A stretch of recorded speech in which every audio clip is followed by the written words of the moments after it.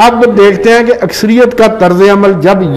جس جگہ پر یہ لوگ اکثریت میں تھے وہاں پر ان کا طرز عمل کیا تھا۔ شورش کاشمیری اپنی کتاب تحریک ختم نبوت میں لکھتے ہیں کہ قادیان میں کسی مسلمان کو اذان دینے کی اجازت انہوں نے نہیں دی، کیونکہ یہ سمجھتے تھے کہ مرزا غلام احمد صاحب نبی ہیں، انہوں نے نبی کو نہیں مانا، یہ ہیں کافر، لہذا یہ اذان نہیں دے سکتے۔ یہ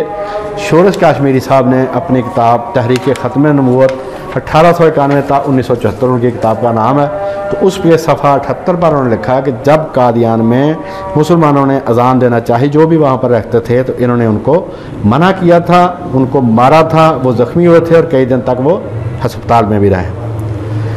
سر ظفر اللہ خان پاکستان کے وزیر خارجہ بھی رہے ہیں، عالمی عدالت انصاف کے جج بھی رہے ہیں، مشہور قادیانی ہیں۔ ان کی کتاب ہے اپنے حالات زندگی پر تحدیث نعمت،